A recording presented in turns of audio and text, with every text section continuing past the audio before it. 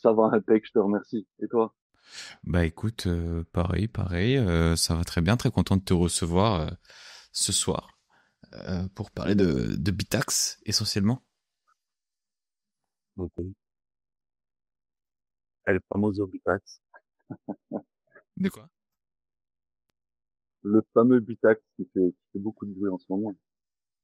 Ouais, exactement. Ça fait un moment que je voulais faire quelque chose un peu dédié à ça, donc euh, là ce sera l'occasion.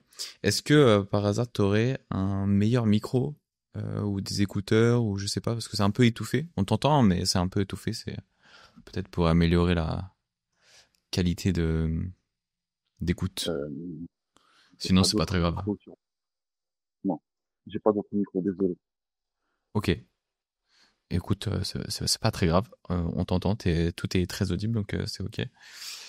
On va dire peut-être un petit bonjour déjà. Je vois qu'il y a prof du stream. Il y a deux profs. Il y a prof du stream et prof Scofield dans l'audience.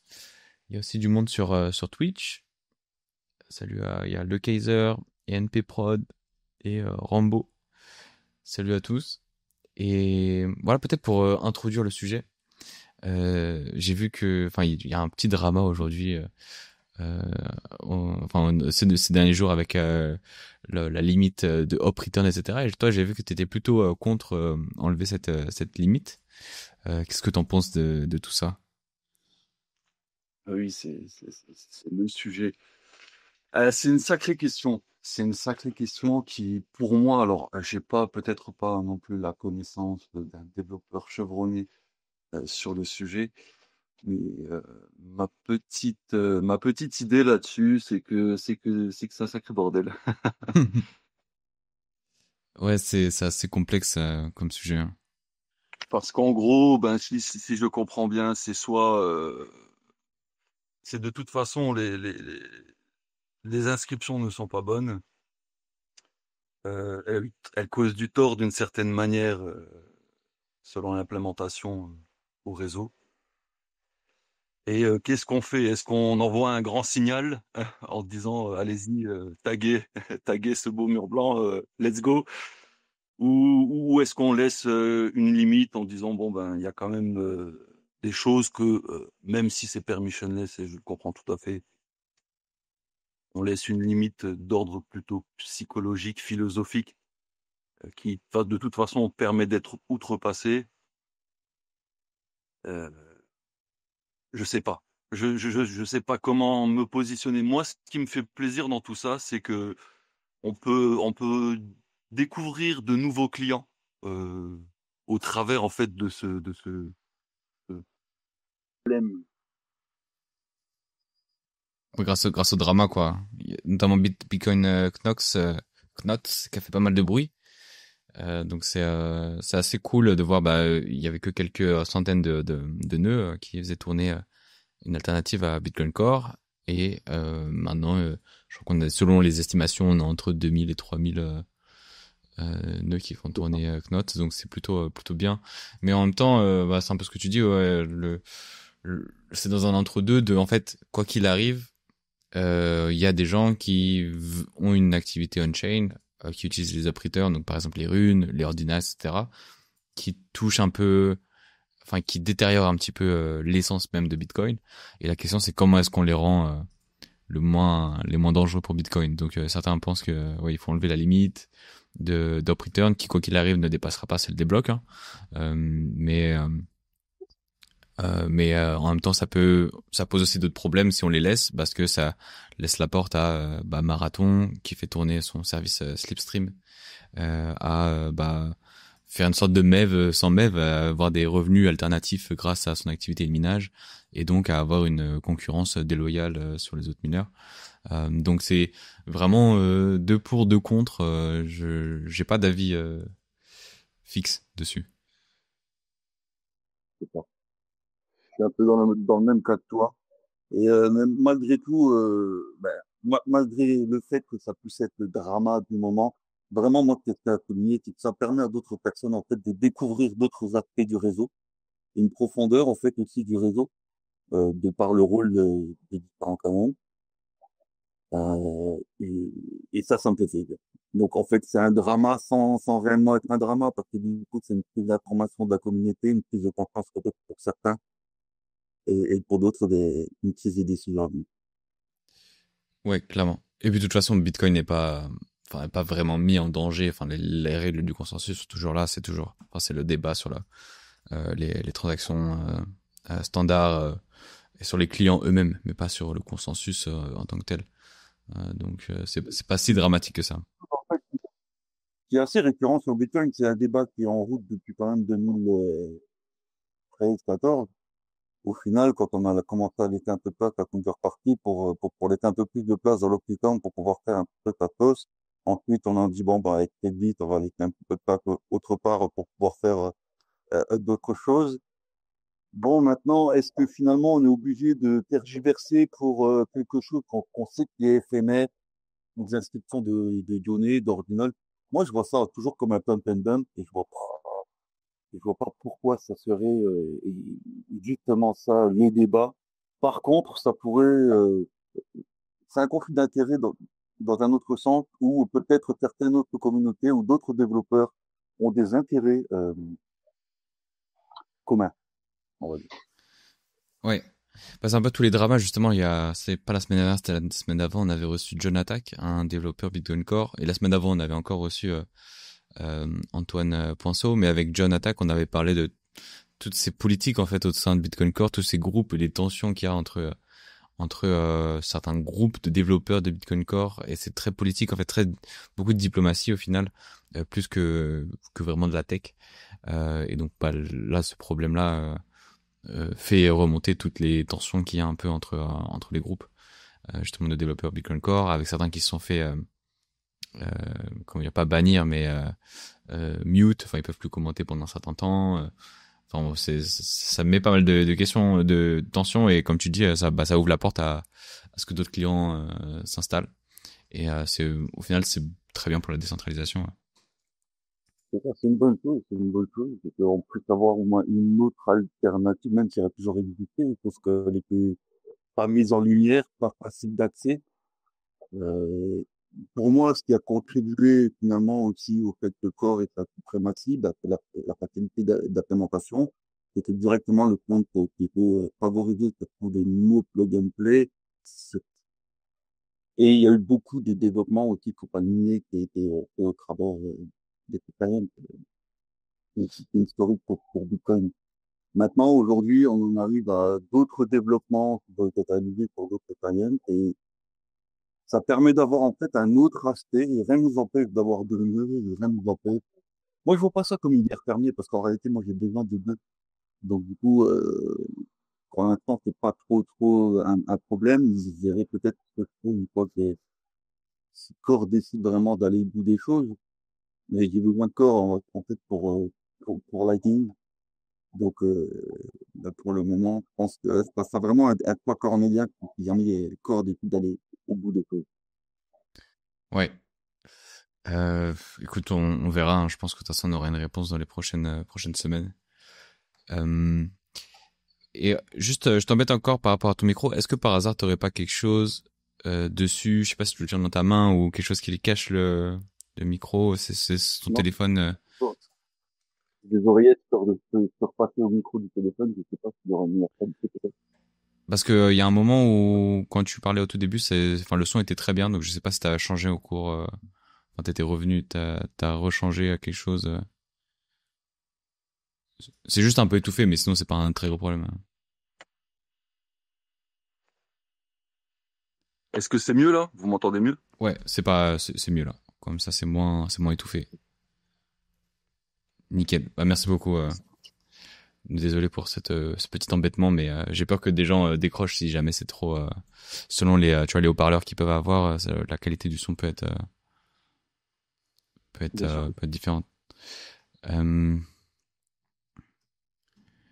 je suis en train de lire les commentaires. Il y a prof du stream qui dit il faut aussi se dire que Core n'est pas un logiciel de nœud, ce n'est pas le code de Bitcoin, n'est qu'un logiciel de nœud, ce n'est pas le code de Bitcoin.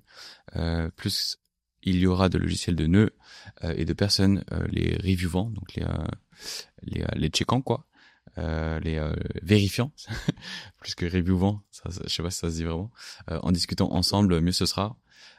Mais en vrai, c'est une question de policy et pas de consensus. Voilà, exactement. Oui, bon, c'est juste le petit drama parce que voilà, il y en a qui parlent que c'est, enfin, qui pensent que c'est une attaque à Bitcoin et d'autres qui sont plus modérés. Donc voilà, je trouve ça bien d'en parler très rapidement et on suit ça de près de toute façon pour voir si jamais ça Bon, dégénère ou pas. si je me fais l'avocat, il y a quand même aussi un deuxième paradoxe qui fait que c'est un groupement de devs d'un côté et d'un autre côté, c'est un mainteneur quasiment solo sur un autre client. Et du coup, en fait, on doit choisir entre des guerres de gang ou une personne seule. Donc, ça reste toujours très paradoxal, en fait. Il n'y a jamais vraiment de choses très posées. Ouais, après, bah, Bitcoin Knots, c'est maintenu par Luke Dasher, mais on pourrait penser que ce drama, si jamais il s'installe, il y aurait d'autres personnes qui créeraient d'autres clients en groupe et Je le essaieraient souhaite. ouais, je pense que ça peut ouvrir un peu des vocations, si on peut dire. Mais quoi qu'il arrive, Bitcoin Knots est très proche de Core, en fait, et enfin, c'est lui qui décide, enfin, c'est Luke Dasher qui décide s'il implémente ou pas certaines pull requests. Et donc c'est un peu plus dynamique où des fois il va appliquer des modifications plus tôt là où Bitcoin Core va prendre plus de temps. Exactement. Et mais voilà, je vous renvoie sur l'émission de il y a 2 semaines avec John Attack. Normalement elle est en replay sur Spotify, YouTube, etc. Si vous voulez voir un peu tous ces détails de justement les dramas qu'il y a au sein de Bitcoin Core. Donc on n'a pas parlé d'Up Return parce que c'était pas encore d'actualité. Mais en tout cas enfin c'était très cool de voir ces détails. Bref, passons ce sujet. Ça fait déjà plus de 10 minutes qu'on est sur ce sujet-là. Euh, Dans un premier temps, est-ce que tu pourrais, en quelques phrases, te présenter, dire ce que tu fais dans les grandes lignes, dans la limite de ce que tu veux nous dire, au moins dans ce qui concerne Bitcoin, pour que les gens puissent savoir qui tu es. Alors moi, c'est l'expérience. Je suis rentré sur Bitcoin depuis 2016. Après un début vraiment comme, on va dire, investisseur, j'ai découvert ça euh, au fur et à mesure du temps. Et puis ensuite, j'ai toujours essayé de vouloir être acteur en fait du réseau auquel je supportais. Et Bitcoin, ce qu'il y avait, c'est que Bitcoin, il y avait beaucoup de barrières pour moi, qui n'étais pas informaticien à la base, qui n'était pas vraiment dans le secteur de l'informatique. Je trouvais ça vraiment très technique et surtout en fait le coût des outils, par exemple, que ce soit du matériel de minage ou pour avoir un nœud, la technicité pour accéder à un nœud, c'était une barrière qui était assez élevée. Et au fur et à mesure de mon parcours Bitcoin, je me suis de plus en plus intéressé en fait au développement des outils. Pour moi, qui étaient les outils principaux de Bitcoin, à savoir le hardware wallet, le nœud et plus récemment le minage. Et en parallèle de ça, j'ai monté une société d'impression 3D parce que du coup, en fait, comment dire, mes moyens de pouvoir aider au sein du réseau, ben, je les ai trouvés dans le fait de designer des boîtiers, des composants pour des projets en 3D. Et donc, en fait, ce savoir-là, j'ai essayé au plus le faire coller à Bitcoin, aux besoins des développeurs ou des projets au sein de Bitcoin. Ok, et ben je pense que enfin c'est plutôt réussi. T'as l'air d'être très suivi, très apprécié en tout cas pour ce que tu fais. Et moi-même, je suis client de C'est l'expérience, donc c'est très cool de pouvoir en parler ce soir. Et il y a un des produits phares donc que tu vends et que tu partages aussi, où tu fais pas mal de recherches et essaies de faire des optimisations. C'est le Bitax. Est-ce que tu peux nous en parler aussi, peut-être rapidement dans un premier temps, et après on ira un peu plus dans les détails, d'expliquer ce que c'est? Alors, rapidement, comment je suis arrivé à Bitax ou comment Bitax ça a commencé? Euh, Bah, peut-être un peu des deux. alors, bah, Moi, comment je suis arrivé à Bitax? Je me suis intéressé en fait, en bidouillant, en cherchant en fait des petits projets sur GitHub, qui me parlaient. À ce moment-là, je voulais, un petit écran qui puisse m'afficher, le cours du Bitcoin en temps réel, tout ce genre de choses, les variations en 24 heures, le nombre de sats qu'il faut pour payer sa transaction Bitcoin. Enfin, toutes les informations un peu qu'un Bitcoiner a besoin, mais sous un petit écran disponible rapidement. Et de là, je tombe sur le projet qui s'appelle NerdMiner, créé par BitMaker, qui est un développeur espagnol. Et je trouve ça complètement ouf parce que du coup, le projet pour moi semble super abouti. Mais lui, bon, il le développe, mais il le laisse un peu de côté sans vraiment y croire. Et moi, je me dis, c'est ce que j'ai besoin. Et en fait, simplement, en designant un petit boîtier autour qui ressemblait à un S9, je me dis, en fait, c'est super parce qu'en fait, du coup, je peux même avoir mes logs de minage, voir ce qui se passe un petit peu quand un microprocesseur mine du Bitcoin, parce que n'importe quel processeur, microprocesseur, ASIC, peut miner du Bitcoin. Et je trouve ça super cool. Et puis, je décide de montrer ça un petit peu à la communauté, ainsi qu'à Découvre Bitcoin et à Jimmy, qui, à ce moment-là, en fait, il est en plein développement de son projet Atakai. Donc, il veut présenter aussi le minage aux Français. Et donc, du coup, je présente, on va dire, Roxy me laisse présenter un peu à la communauté le projet NerdMiner. Et à la fin du projet NerdMiner, en fait, le goal de NerdMiner, c'est de pouvoir greffer un ASIC sur un microcontrôleur ESP au travers d'une board en supplément. Et je vais découvrir Bitax. Et Bitax, c'est beaucoup plus profond pour comprendre pourquoi Bitax, ça a émergé. Alors ça, il faudrait peut-être aussi le demander plus à son développeur principal, qui est Scott 9000 sur YouTube. Je vous invite à le suivre. D'ailleurs, si vous voulez rejoindre, enfin en savoir plus sur Bitax ou rejoindre la communauté, bien sûr, c'est une communauté open source, tout est ouvert. Faut simplement aller sur le site bitax.org et vous allez avoir tous les liens de redirection vers les Discord, les fichiers GitHub si vous voulez les faire vous-même, euh, tout un tas en fait d'astuces pour votre Bitax, etc. Pour faire assez rapidement, Bitax, comment ça démarre? C'est donc Scott 9000 qui est ingénieur en électronique, qui décide de son côté un petit peu de rétro-ingénierer, je sais pas si on dit ça en français, euh, le fonctionnement d'une seule puce ASIC. À savoir qu'un mineur, c'est composé de 3 hashboards, des hashboards qui sont une multitude entre 50 et 100, 110 ASIC en série les uns derrière les autres. Donc tout ça sur 3 dashboards qui sont contenus dans un caisson en aluminium qui forme du coup l'ASIC que l'on peut voir. Et donc il décide en fait de décortiquer le fonctionnement et de pouvoir le recréer avec le goal avec un firmware totalement open source et de pouvoir distribuer ce savoir.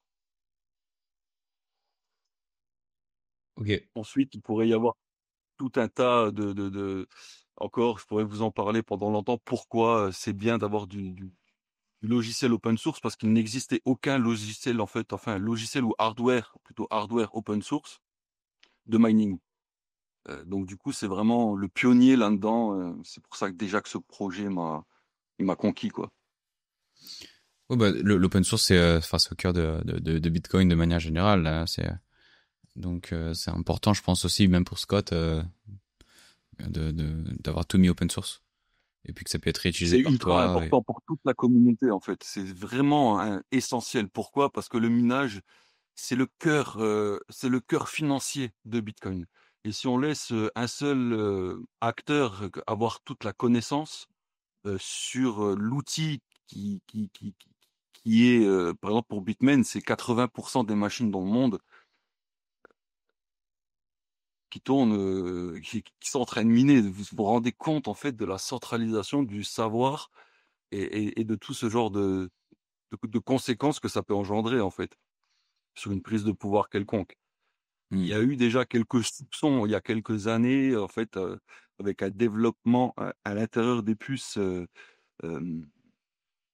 Bitmain qui permettaient, bon, ça reste une théorie parce que ça n'a pas pu être prouvé, mais en gros, c'était une technologie qui permettait d'augmenter de 30% les chips, la puissance et l'efficacité des chips. Seulement, il y aurait une controverse qui dirait que ben, Bitmain, quand il vendait à ses meilleurs clients, ou du coup à ses pools, ben, faisait activer ces 30% et donc du coup ben, bénéficier d'un meilleur hash rate et d'un avantage concurrentiel certain face au reste. Ouais. Et puis même au niveau de l'approvisionnement, on peut imaginer que si Bitmain ferme ou est censuré ou un autre, bah on aurait pendant plusieurs mois, plusieurs années plus accès à des nouvelles machines. Et donc bah ça ferme la porte à ce que des mineurs puissent renouveler leur matériel ou juste maintenir leur matériel en forme.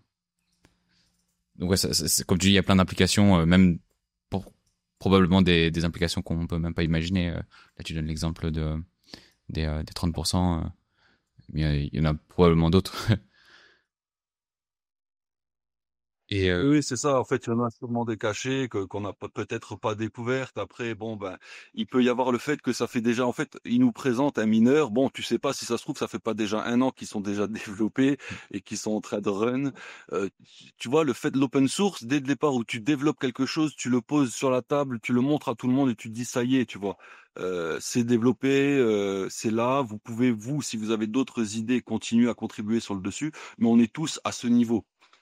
Là où finalement, ben, ce qui est aussi, il faut comprendre dès le départ où tu vas mettre un budget faramineux en R&D, tu auras tendance à vouloir chercher l'avantage concurrentiel jusqu'au bout, quoi. bah, ouais, c'est limite naturel d'un point de vue d'une entreprise, mais c'est complètement contre l'esprit open source et de Bitcoin, quoi. Exactement.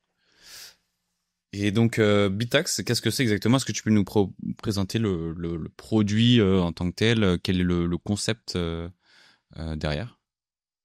Donc Bitax, c'est le fait, principalement, enfin à la base, c'est le fait d'avoir un firmware open source sur un matériel open source dont en fait le seul partie close source, c'est la chip ASIC, qui est récupérée euh, de matériel neuf ou usagé. Or, tout ça, ça fonctionne en Wi-Fi, donc ce qui permet de supprimer en fait un maximum les barrières, alors que ce soit le bruit ou les problèmes de connexion filaire ou autre chose. Ça permet aussi d'avoir en fait un petit device qui fonctionne sur du 5 volts et qui produit et qui a la même efficacité en fait qu'un très gros S21 Pro, disons. Oui, parce qu'au final, c'est un peu c'est la même puce qui est dedans, donc il y a la même profitabilité, enfin le même ratio entre énergie consommée et hash rate produit. Exactement. Il a la même efficience, sauf que ben il est 200 fois moins énergivore parce qu'il y a 200 fois moins de puces à l'intérieur du package, quoi. Ouais. C'est ça aussi qui a fait un des succès de Bitax, c'est que du coup, ben, c'est comme si à force en fait que la difficulté augmente sur le réseau, qu'on va dire que le secteur devienne de plus en plus industriel, ben la première marge d'accès en fait au minage, elle devient très élevée, et ce qui fait que la plèbe ou n'importe qui ben, détournera son regard. Alors que Bitax c'est venu un petit peu ramener une petite marche intermédiaire, on va dire, ah bah, un peu moins qu'intermédiaire, mais au moins de permettre de réduire la première marge d'entrée, de pouvoir avoir un petit intérêt pour la découverte.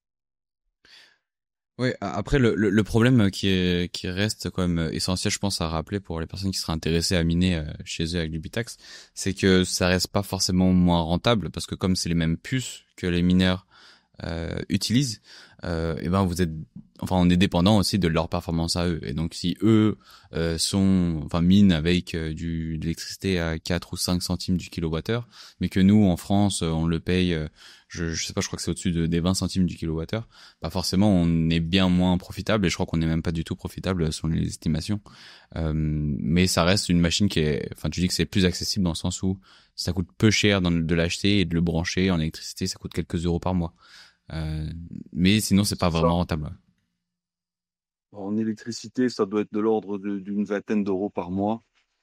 Mais vraiment, il n'existe aucune machine sur le marché en fait qui soit rentable au prix de l'électricité en France. Ça, il faut se le dire. Ouais.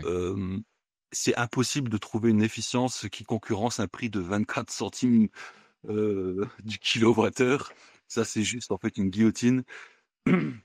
Donc, en gros, c'est ça qui a détourné aussi le regard de la plèbe ou on va dire du consommateur moyen du minage. C'est le fait qu'une machine tout de suite à 4000 watts, bah on n'a pas envie de l'avoir, quoi. Même si on a cœur à l'ouvrage et qu'on se dit, tiens, j'aimerais bien participer rien que idéologiquement au réseau, bah, je vais même pas le faire, quoi, parce que du coup, il faut que j'arrive à dissimuler 75 décibels et que 4000 watts ne soient pas impactants sur ma facture d'électricité, ce qui est totalement impossible. Oui, c'est un peu un sacrifice. Bah déjà, faut avoir un endroit où on peut le mettre pour pas que ça fasse trop de bruit, même si on peut aussi changer le ventilateur, en mettre des plus silencieux. Par exemple, moi j'en ai un et je vis dans un petit appartement, c'est un studio en fait, et donc c'est la même pièce. Donc quand je dors, le bruit du ventilateur d'origine est dérangeant, et donc j'ai changé avec des ventilateurs plus silencieux. Donc faut investir, ça coûte pas beaucoup plus cher. Je crois que c'était 10 ou 15 euros le ventilateur. Et il faut aussi se permettre de pouvoir se permettre de pouvoir payer la facture d'électricité, mais c'est aussi un apprentissage. C'est pas juste en fait je vais miner pour gagner de l'argent. C'est aussi un apprentissage, comprendre ce qu'est Bitcoin et vraiment toucher purement et durement ce qu'est Bitcoin, physiquement, et le voir dans l'action, et pas juste avoir un portefeuille sur son téléphone ou sur son ledger. Ça rend Exactement. le tout plus réel, quoi. Ce qui est cool, c'est que ça permet déjà en fait par exemple, de créer sa propre pool sur son nœud Umbrel ou Startine et de pouvoir connecter son propre mineur dessus, de pouvoir expérimenter des choses comme Datum, de pouvoir expérimenter les différentes pools, de comprendre les différentes règles du jeu au sein des pools. Parce que c'est vrai que quand on en parle comme ça oralement, sans avoir vraiment essayé, il y a moins cet aspect éducation qui vient se faire. On apprend beaucoup moins de choses. Quand on est à l'intérieur d'une poule, on se sent un petit peu comme, je sais pas comment dire, mais comme on appartient un petit peu à cette communauté. On voit le prix du terahash qui fait que de diminuer au fur et à mesure que le hash rate global de Bitcoin monte. Et il y a cet effet concurrentiel entre nous, cette concurrence au terahash. On a toujours envie d'en avoir plus. Ça, c'est la drogue du mineur, ça. C'est le. Oui, et Et il puis, y a vas-y, excuse-moi. Et donc, du coup, ouais, le fait d'avoir déjà un outil supplémentaire dans les moins de 200 euros, ça permet en fait d'être, je pense, beaucoup plus euh, acteur et actif au sein du réseau et peut-être de se forger une meilleure opinion aussi. Ouais, de mieux comprendre, et ouais, c'est sûr d'être plus proche de ce qu'est Bitcoin, quoi. Et il y a Prof Scofield dans les commentaires qui dit au lieu de jouer au loto, tu payes un peu d'électricité pour tenter ta chance toutes les 10 minutes. En fait, c'est un peu ça. Il y a certaines personnes qui vont au PMU tous les jours pour acheter leur petit ticket à gratter ou pour jouer au loto. Et ben là, c'est différent. C'est quelques dizaines d'euros par mois, et c'est aussi de l'éducation, c'est aussi du Bitcoin, c'est de la décentralisation, etc. Mais est-ce que tu as des chiffres à jour sur la probabilité de miner un bloc en tant que particulier avec je sais pas, avec 500 gigas ou 1 téra, je sais pas si t'as des trucs sous la main. Je vais essayer de trouver ça. Parce que C'est très faible, c'est très faible. de ce que j'avais vu, c'était, les estimations étaient similaires à celles de gagner au loto. Il y avait Megavox qui avait répondu qui avait mis un commentaire avant ce space. Et selon ce qu'il disait, c'est que c'est une chance sur 100 millions environ, mais avec un terahash à 800 à 800 exahash. Et là, on est à 900 exahash, donc ça devrait être un peu moins. Ça devrait être. C'est ça, c'est toujours en train de changer en fait. Il y a une hausse fulgurante là ces derniers mois sur le réseau Bitcoin. Il y a une fluctuation des prix qui est quand même assez conséquente. On est en train de vivre des hauts et des bas là qui sont. J'ai pas je me rappelle plus de l'outil qui permet en fait d'avoir directement ça. Si l'auditeur il peut bien nous poser en fait le site qui lui a permis en fait de voir ça, ça serait cool. Ouais, je sais pas sûr parce qu'il l'avait mis avant, donc il est pas là, mais c'est quelqu'un de là en stock. N'hésitez pas. Une autre chose que je voulais dire avec Bitax, c'est que même de son GitHub directement, si on lit directement son GitHub, fait tout est très bien fait. Euh, on a directement des listes pour pouvoir. Moi, j'invite vraiment tout le monde, chaque personne qui a un petit peu de connaissances et qui, par exemple, est proche d'un meetup Bitcoin, de s'intéresser à ça parce que du coup, ça peut faire un atelier superbe. Ouais. Ça peut faire un superbe workshop, hein. Oui, puis même de l'éducation, si dans votre famille, par exemple, il y a des gens qui se moquent et disent ah c'est quoi ta monnaie là, virtuelle, là, on sait pas trop ce que c'est. Bah vous pouvez, voilà, si vous en avez un, vous pouvez montrer, voilà, voici une machine, c'est une petite version des vraies machines qui tournent, mais voilà, tu vois physiquement ce qui se passe, tu peux le montrer après sur ton ordinateur, plus de détails, l'énergie consommée, la chaleur, enfin toutes les statistiques autour de ton du de la machine quoi, de la petite machine. Non, mais je Et parlais vraiment dans le sens que il y a pas, c'est pas très difficile de le concevoir soi-même. En se rendant sur le GitHub, il y a directement en fait deux grandes étapes à faire. Donc on va dire en gros commander tous les composants ou commander le PCB de l'autre côté. Et du coup, pour aller une centaine d'euros, quand on commence à les prendre un petit peu en nombre, euh, on arrive finalement à pouvoir se le créer soi-même. C'est vraiment important ça. Je trouve que c'est le fait de pouvoir répliquer de manière assez facile. C'est quelque chose qui est primordial pour l'adoption, c'est quelque chose qui est primordial pour l'utilisation. ouais, bien sûr, le fait que c'est aussi de la sécurité, enfin, ça permet d'être plus, de faire confiance sans faire confiance au final, parce que t'as un code qui est audité par la communauté que toi-même tu peux regarder. T'as un hardware auquel tu peux l'analyser par toi-même, le voir, le toucher, et tu peux tout faire de zéro. Ou alors après t'as la solution où si vous êtes pas trop technique, ou si vous avez pas suffisamment de temps pour en apprendre plus, vous pouvez apprendre. Vous pouvez juste en acheter un tout fait et le brancher et tout est déjà fait. Mais c'est vrai que avoir la possibilité de regarder en détail, donc c'est aussi l'intérêt de l'open source.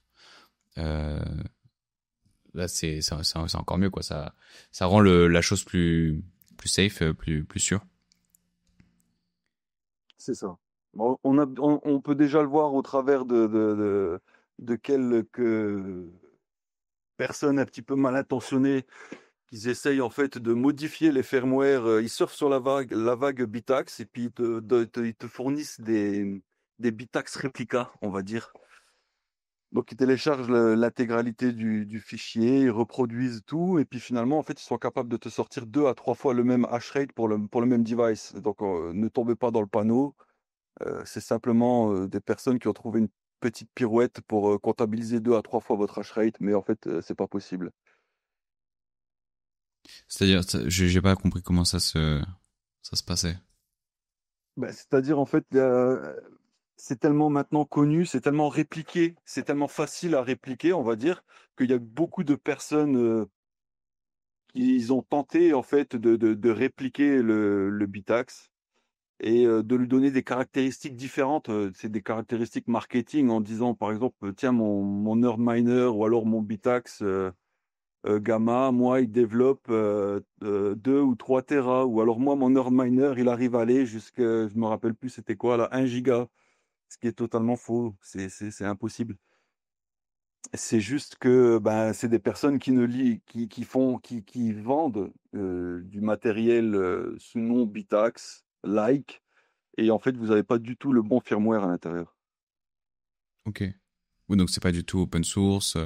Enfin, on sait pas ce qu'il y a dedans. Ben non, le leur n'est pas open source, mais bon, ils profitent de la notoriété et de la hype du moment pour le faire, quoi. Ok. Oui, donc si jamais vous passez le pas, restez vigilant sur ça et peut-être renseignez-vous auprès de personnes qualifiées autour de vous. Et est-ce que tu as pu trouver des données sur la probabilité ou pas du tout? Non, j'arrive pas à Non. retrouver le site qui me donne Ok. Non, mais trouver c'est pas les très grave. données sur l'estimation en euros, mais sur les chances. Parce que sur les chances, après, donc c'est les chances, tu vois, toutes les 10 minutes, donc forcément, ça pourrait ne jamais arriver techniquement. Mais c'est quand même déjà arrivé 2 fois. J'ai répertorié deux fois comme ça. Une, c'était en juillet 2024 et l'autre, c'était en mars de cette année, où des Bitax ont réussi à miner un bloc. Et Exactement. est-ce que tu as plus d'exemples ou est-ce que il y en a bien environ 2 qui sont arrivés déjà? Non, pour l'instant, c'est 2, avec certitude, mais non, je pense que le réseau est tellement scruté que ça aurait fait trop de bruit. Tu vas le savoir vite si jamais il y a un autre Bitax qui hit un bloc. Après, est-ce qu'on verrait si un Bitax trouve un bloc quand il est dans une pool? Genre, s'il est dans Foundry USA, est-ce qu'on le verrait? Je suis pas sûr que... Tout dépend en fait des données que la pool publie, mais non, tu le verrais pas. Je pense pas. Je crois que Foundry, il y a beaucoup de choses privées dessus. Il faut déjà arriver avec un minimum de. Et tu peux pas arriver avec un seul Bitax sur Foundry, je pense pas. Il Ah faut que oui, tu ouais, arrives peut-être, avec. ouais. Il faut que tu arrives avec des caissons maritimes, mais pas avec un Bitax. Mais est-ce que j'avais rencontré aussi, comment il s'appelle, le Scott à Riga l'année dernière. Et lui, bah, il est très très passionné par ça. Et en parlant avec lui, en fait, il présente vraiment les Bitax comme une géante poule. Donc en fait, il me présentait ça comme bah si en fait tous les détenteurs de Bitax minaient en solo, c'est-à-dire pour eux-mêmes et tentaient de gagner un bloc par eux-mêmes. Et ben même si la récompense des blocs n'était pas redistribuée à tous les détenteurs de Bitax, à tous les mineurs de Bitax, bah ça faisait un peu comme quand même comme une poule parce qu'en fait on mine tous un peu avec la même philosophie, on est un peu tous dans la même optique, on a tous le même objectif, c'est-à-dire décentraliser Bitcoin. Et au final, même sans être visible dans le camembert des poules de minage, bah, les Bitax constituent quand même une peut-être pas un concurrent, mais au moins une grosse poule bien décentralisée autour du monde. Est-ce que tu penses que c'est un peu tiré par les cheveux ou est-ce que c'est le même esprit que toi C'est tu totalement le ressens? même esprit en réalité. Moi, je pense exactement la même chose. Pourquoi? Parce que si on regarde le camembert, en réalité, on voit que ben, il est déjà complètement full et que on sait très bien que déjà, ben, comme Bitmain lui-même a financé des poules, donc en réalité, on peut dire qu'il est à l'intérieur de presque 60% du réseau. Mais bon, allez, disons que tout ça, ce soit que des conneries.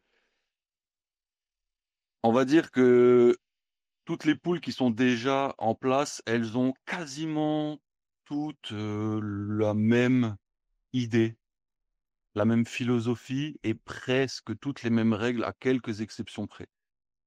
Donc en gros, on peut se dire que si une poule suit, elle est et surtout il y a qu'une poule, elle est tellement conséquente que la deuxième, bah, finalement, elle suit un peu le jeu inconsciemment de la première.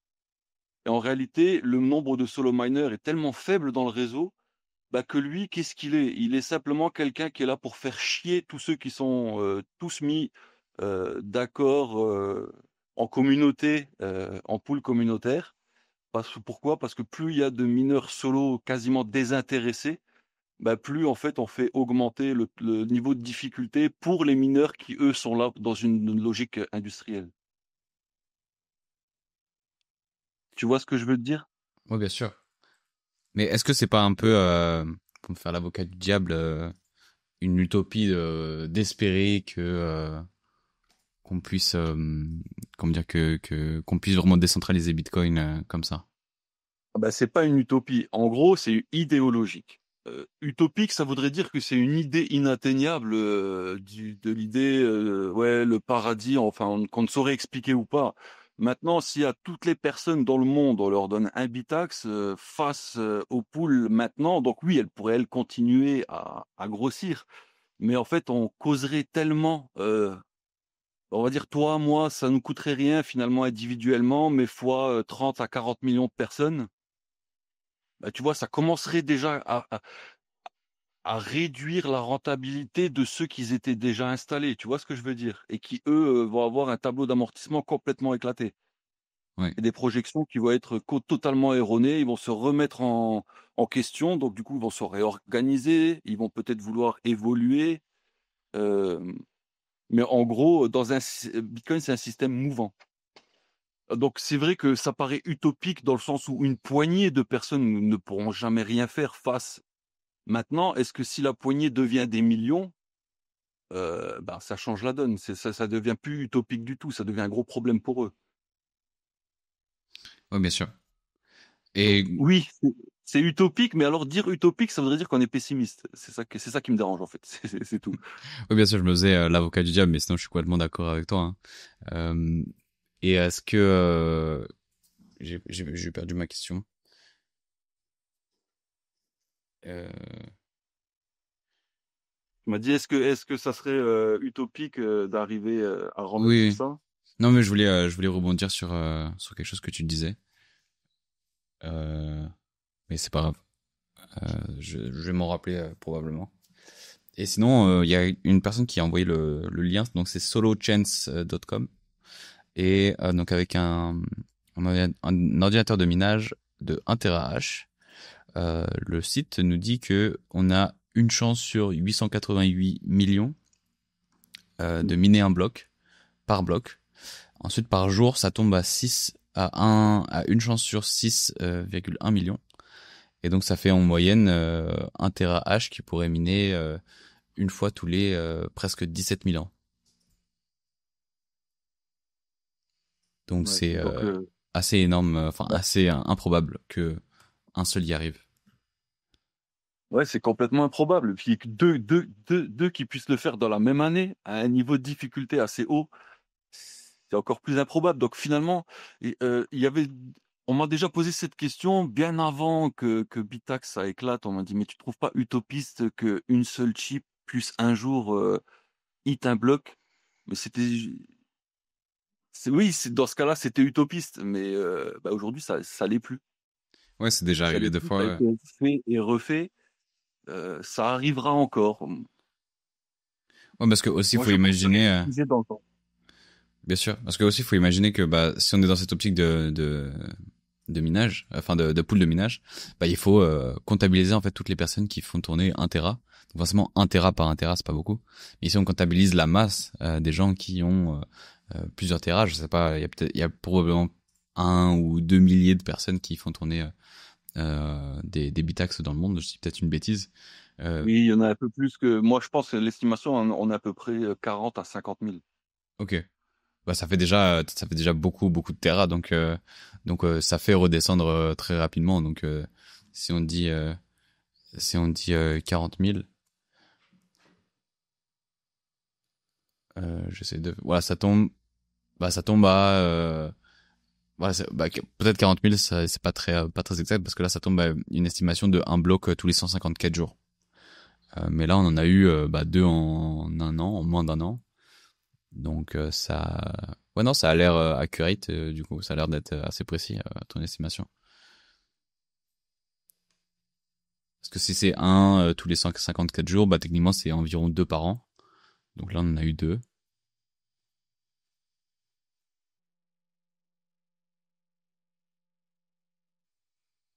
Mais ouais, ça a l'air d'être un peu. Est-ce que tu m'entends au cas où on Ouais, t'entend ouais, je plus? t'entends. Ouais.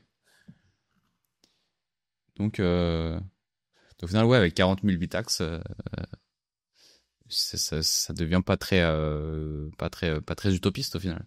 Donc ça se développe encore quelques années, je C'est que le pense. début, c'est que le début, parce que les premiers Bitax qui sont sortis, ils envoyaient 400 gigahertz, 400 gigahash secondes. Ensuite, bah, ça a été 800, maintenant c'est 1 Tera 2. Ensuite, maintenant, il y a les nerfs de QAX qui se développent de plus en plus. Là, il y a une grosse demande dessus. Les Bitax X, donc avec 4 chips ou 6 chips. Donc, je parlais des nerfs de Q+, c'était les 4 chips. Les Bitax X, c'est 6 chips. Et donc, du coup, ben, à chaque fois, si le nombre de personnes qui possèdent un Nerdminer possède un Bitax et possède ensuite un Bitax X, ben, ça risque encore de faire x6, enfin, ou de diviser le nombre de chances par 6. Oui, carrément. Donc ouais, on peut imaginer que d'ici 1 ou 2 ans, on en ait plus et qu'on ait potentiellement plusieurs chaque trimestre, plusieurs par mois, et que ça devienne quelque chose d'assez conséquent. Et ça reste toujours un combat. Tout dépend, est-ce que nous, on arrive à évoluer plus rapidement que les industriels, ou est-ce que bah, finalement, bah, ils vont revenir à la charge et évoluer beaucoup plus rapidement que la masse ne peut le faire. C'est très intéressant en fait à observer, et je pense même dans le temps, ça sera quelque chose d'intéressant à retracer. Bah ouais, dans l'avenir, on pourra regarder en arrière et se dire ah putain, Silex, c'est un visionnaire.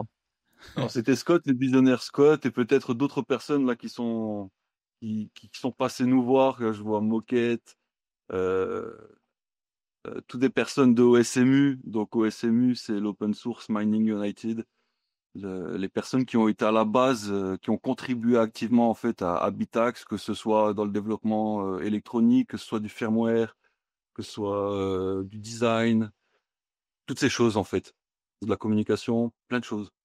C'est vraiment un gros groupuscule, un gros mouvement qui est spontané et organique, qui est pas financé qui est financé par personne, qui est financé simplement par les producteurs qui distribuent le produit.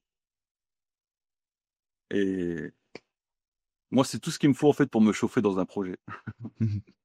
Bah ouais, l'engouement a l'air assez fou, donc je comprends. Et Et surtout que pour le thème de l'émission, là, c'était le home mining et aussi l'émergence, enfin le gros coup de boom du home mining. C'est ça qui permet un coup de boom en fait du home mining chez nous. Parce que vu qu'avant, on avait le seul moyen de faire du home mining, c'était d'utiliser du S9 ou du S19, de le désassembler en hashboard, d'essayer de réduire la ventilation et de le downclocker pour avoir un bruit le plus bas possible.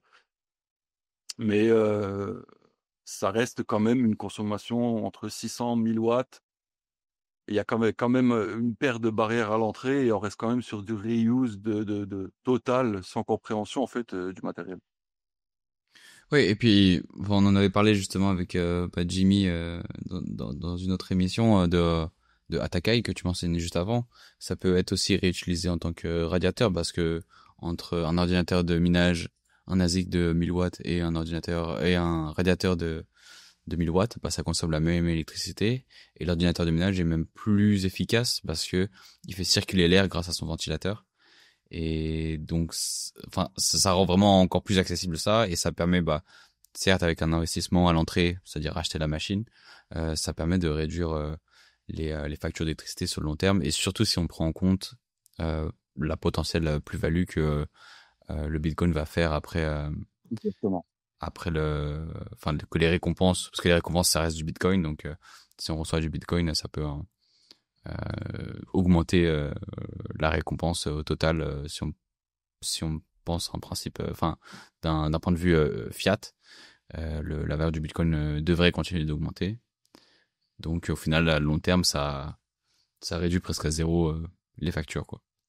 Et toutes les personnes qui ont été victimes en fait de la baisse des prix de rachat d'électricité du photovoltaïque. Donc je ne sais pas si vous aussi vous avez tout ce genre d'appels téléphoniques, surtout pour les Français en fait, on reçoit tout le temps des appels en disant votre fournisseur d'état d'énergie peut vous faire baisser votre facture. Est-ce que vous acceptez? En fait, c'est du démarchage téléphonique pour avoir des panneaux photovoltaïques, mais à base d'IA. Donc, en ce moment, c'est la grande mode. Mais pourquoi? Parce que l'État, en fait, s'est mis à financer fort des personnes propriétaires qui avaient des panneaux photovoltaïques. Donc, du coup, c'est des personnes qui ont mis 20, 30, 40 à 50% du prix de l'installation et l'autre partie était financée par l'État. Tout dépend des revenus du foyer. Sauf que ces personnes, elles avaient, on leur disait, bon ben voilà, le prix de l'électricité, il y avait 2 barèmes, soit vous revendez totalement et là vous revendez pour 12 centimes à EDF, soit vous êtes en autoconsommation et le surplus, on vous le rachète 12, 13 centimes aussi. Bon, c'était tout bénef, tu me diras, les personnes se sont laissées convaincre, elles ont signé tout ça et à partir du 1er janvier de cette année, EDF, en fait, elles ont décidé que les personnes qui étaient en autoconsommation, elles auraient plus qu'un taux de rachat d'électricité de 4 centimes du kilowattheure. Donc en fait, ces personnes, c'est où elles consomment et puis le reste, ben, c'est cadeau parce que du coup, 4 centimes du kilowattheure, ton installation, il va lui falloir 100 ans pour être amorti. Et c'est là où en fait le home mining, qui était en fait du chauffage, je le trouve très intéressant ces derniers temps. C'est-à-dire qu'à toutes ces personnes-là, on pourrait aller les contacter et leur dire, écoute, nous, on dispose de solutions de 5, de 20 watts à 1000 watts. Tout dépend de la taille de ton installation et on est capable finalement, ben, ta non-consommation, ben, de la vendre directement au réseau Bitcoin. Et le fait d'avoir des petits devices comme ça, maintenant, ça va nous permettre à tous ceux qui ont l'idée d'entreprendre là et qui écoutent, bah, de pouvoir aller proposer, euh, de pouvoir consommer directement et de. Alors j'ai fait un petit calcul avec le coût que 1 Tera peut nous, le 1 Tera pour les 55 Satoshi. Et grosso modo, ça nous ferait avoir un coût de rachat au travers de Bitcoin instantané en France, à peu près entre 9 et 12 centimes. Donc du coup, on leur fait faire un x2, x2 et demi par rapport aux promesses d'EDF. Ok, bah ça peut être intéressant ouais, de les cerner. Je sais pas comment on peut faire en faisant du phishing ou autre. Ça reste assez compliqué, mais c'est une bonne idée sur le papier, ouais. Ouais, c'est vrai. Après, il va falloir voler leur database. Ou les racheter. Ouais. Voilà.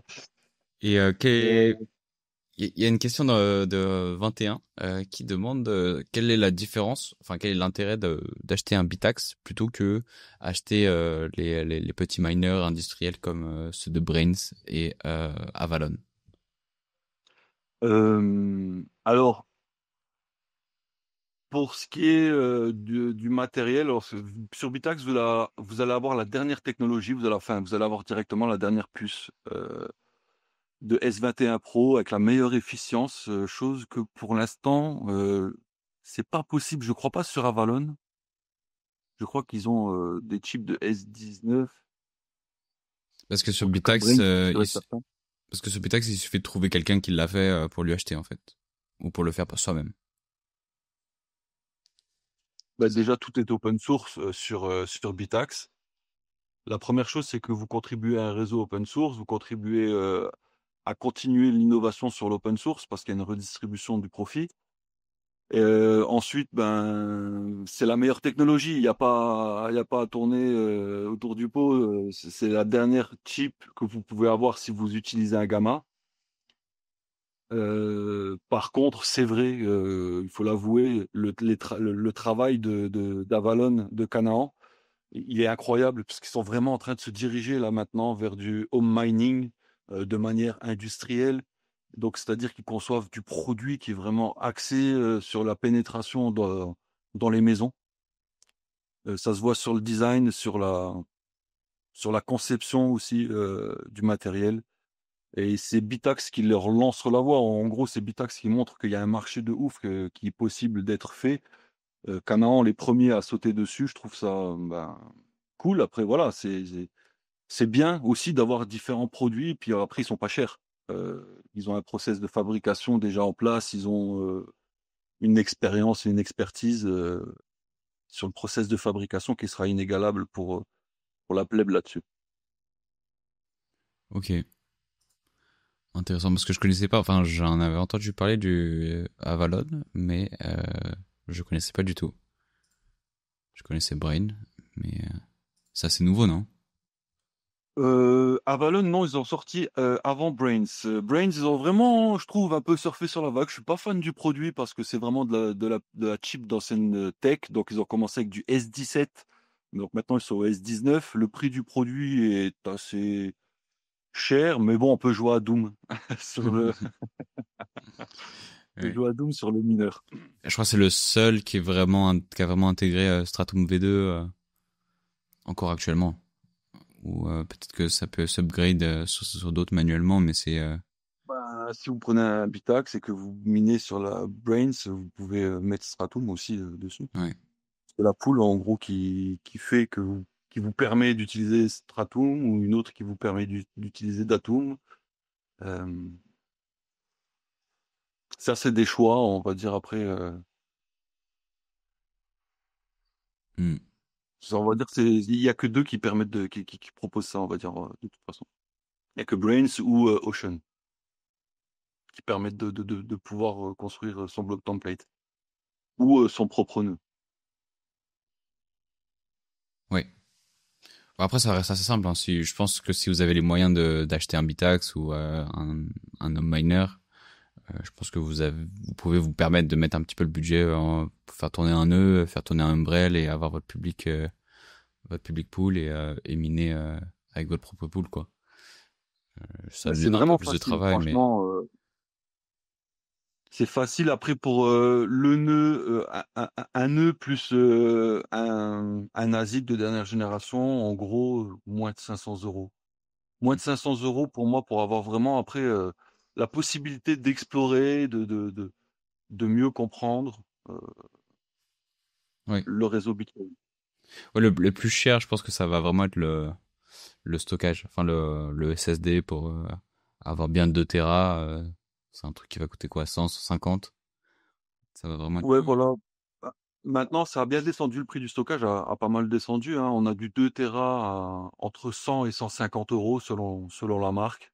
Après, le matériel que vous utilisez, ça, bon, bah, certains, ils aiment bien utiliser du matériel d'occasion, ou alors d'autres, ils vont acheter du neuf. Il y a Start9 qui propose eux-mêmes de vendre leur hardware, Umbrel, la même chose. Vous pouvez le faire aussi en DIY avec un Raspberry Pi, euh, ou alors avec un micro-ordinateur, si vous voulez plus puissant.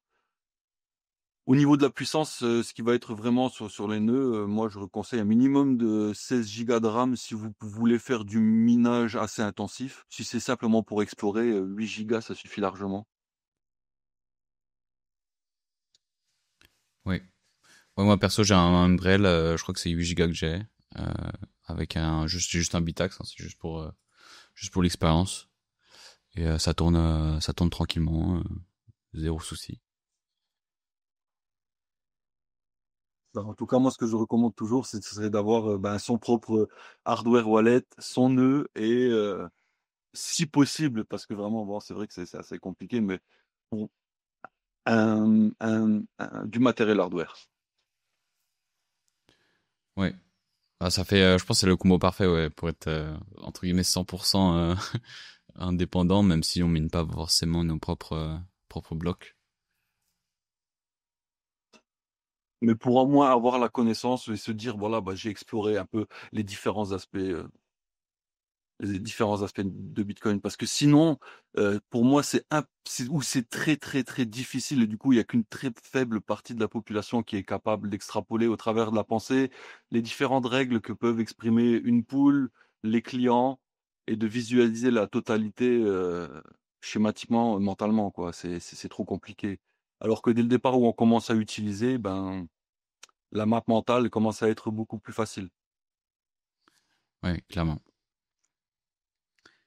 Et bah écoute, je pense qu'on a fait un peu le tour de tous les sujets. Ça fait 1 heure que déjà qu'on est en live. Est-ce que il y a quelque chose que tu voudrais rajouter pour clôturer?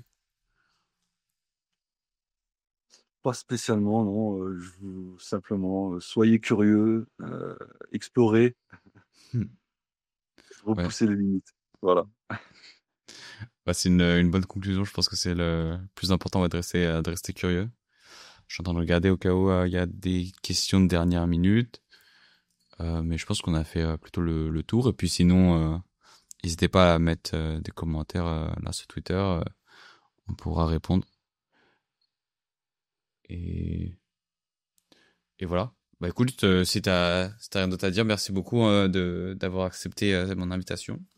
Et Merci à toi de m'avoir laissé la parole, de pouvoir parler un peu du sujet. J'invite tout le monde à vraiment à rejoindre, à visiter le site bitax.org. Si possible, alors si c'est possible, faites une petite donation à Bitax, à la communauté OSMU, à Bitax pour tout le travail qu'ils peuvent fournir. Euh, on en a besoin, que ce soit, c'est vraiment pour la décentralisation, pour la connaissance et voilà. Merci beaucoup. bah, merci à toi et un grand plaisir de parler de ça. Si jamais il y a un autre sujet que tu voudrais aborder par rapport au Bitax, etc., n'hésite pas à me contacter. Et puis Ça marche. on se revoit bientôt, j'espère. J'espère. Bonne soirée. Salut.